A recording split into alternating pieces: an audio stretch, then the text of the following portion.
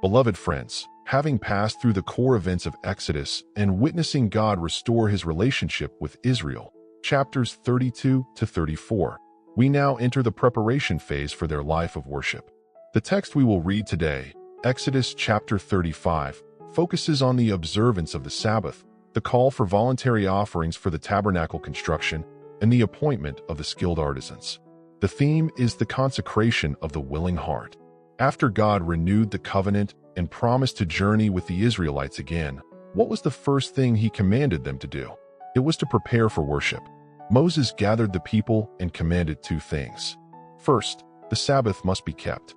6 days' work shall be done, but on the seventh day you shall have a Sabbath of solemn rest, holy to the Lord. Whoever does any work on it shall be put to death. God commanded them to prioritize rest, the relationship with God, even over the sacred work of tabernacle construction. The Sabbath symbolizes the rest we find in God's completed work, not our own striving for salvation. It points directly to the eternal rest we find in Jesus Christ. Second, they were commanded to bring offerings for the tabernacle. God commanded the people to bring all the necessary materials: gold, silver, bronze, threads, skins, etc. However, this command came with a crucial condition. Let every man whose heart stirs him up bring the Lord's offering. God did not desire offerings given under compulsion or obligation. The possessions of these recently freed slaves were precious and few. Yet, God stated he would accept only the service that came from a heart moved by grace and willingly offered. God looks not at the size of the offering, but at the center of the one who offers it, their heart. When this command was proclaimed, everyone whose heart was stirred and everyone whose spirit was willing came and brought the offerings to the Lord. They brought not only gold and precious stones, but also yarn and goat hair, offering them according to their means and with eagerness. In fact, Moses had to proclaim to the people that they had brought too much and needed to be restrained from bringing more. The consecration of people who had experienced grace and salvation was not characterized by stinginess, but by overflowing gratitude and joy. Finally, God appointed two special artisans for the tabernacle work, Bezalel of the tribe of Judah and Oholiab of the tribe of Dan. They were not merely technically skilled. God filled them with the Spirit of God, with ability, with intelligence, with knowledge, and with all craftsmanship. 35:31. The appointment of these two is significant. It shows that the tabernacle was not to be built by human effort or skill alone, but by God-given wisdom and the power of the Holy Spirit. Likewise, true worship and consecration offered by us do not begin with our own ability, but only through the inspiration of the Holy Spirit. Exodus 35 asks us a profound question. Are you relentlessly pursuing worldly success without rest? Or are you resting in the true Sabbath, Jesus Christ? Furthermore, is your service driven by the eyes of others or obligation?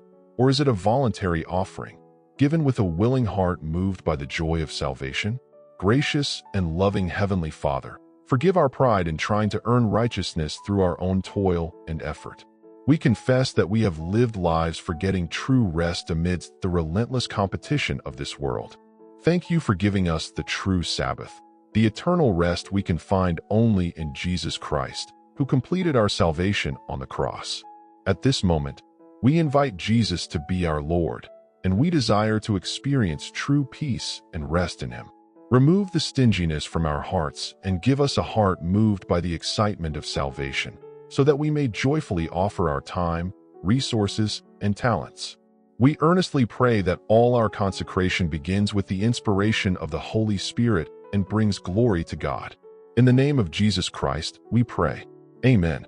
Now, let us listen to the complete, unabridged scriptural word regarding the Sabbath and the voluntary offering for the tabernacle. Exodus 35 verses 1 to 35. Moses assembled all the congregation of the people of Israel and said to them, "These are the things that the Lord has commanded you to do. 6 days' work shall be done, but on the seventh day you shall have a Sabbath of solemn rest, holy to the Lord. Whoever does any work on it shall be put to death. You shall kindle no fire in all your dwelling places on the Sabbath day." Moses said to all the congregation of the people of Israel, "This is the thing that the Lord has commanded. Take from among you a contribution to the Lord.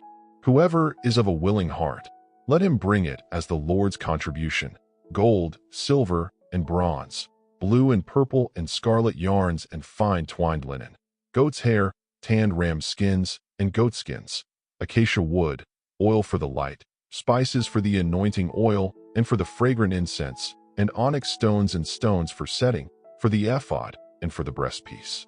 Let every skillful man among you come and make all that the Lord has commanded: the tabernacle, its tent and its covering, its hooks and its frames, its bars, its pillars, and its bases, the ark with its poles, the mercy seat, and the veil of the screen, the table with its poles and all its utensils, and the showbread, the lampstand also for the light, with its utensils and its lamps, and the oil for the light, and the altar of incense, with its poles, and the anointing oil and the fragrant incense, and the screen for the door, at the entrance of the tabernacle, the altar of burnt offering, with its grating of bronze, its poles, and all its utensils, the basin with its stand, the hangings of the court, its pillars, and its bases, and the screen for the gate of the court, the pegs of the tabernacle and the pegs of the court, and their cords, the finely worked garments for ministering in the holy place, the holy garments for Aaron the priest, and the garments of his sons for ministering as priests. Then all the congregation of the people of Israel departed from the presence of Moses, and everyone whose heart was stirred, and everyone whose spirit was willing, came and brought the Lord's contribution to be used for the tent of meeting, and for all its service, and for the holy garments. So many men and women, all of whom were willing of heart, brought brooches and earrings and signet rings and bracelets, all articles of gold. Every man dedicated an offering of gold to the Lord. And every man who had blue and purple and scarlet yarns, or fine twined linen, or goat's hair, or tanned ram skins or goat skins, brought them. Everyone who could make a contribution of silver or bronze brought it, as the Lord's contribution. And everyone who had acacia wood of any use in the work brought it. And every skillful woman spun with her hands, and brought what she had spun, in blue and purple and scarlet yarns and fine twined linen. And all the women whose hearts stirred them to use their skill spun the goat's hair. And the leaders brought onyx stones and stones to be set, for the ephod and for the breastpiece, and spices and oil for the light, and for the anointing oil, and for the fragrant incense. All the men and women of Israel, whose heart made them willing to bring anything for the work that the Lord had commanded by Moses to be done, brought it as a free will offering to the Lord.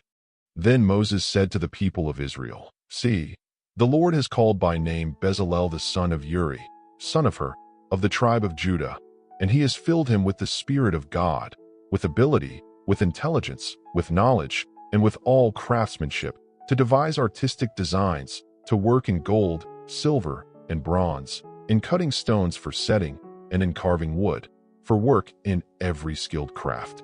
And he has inspired him to teach, both him and Oholiab the son of Ahisamach of the tribe of Dan.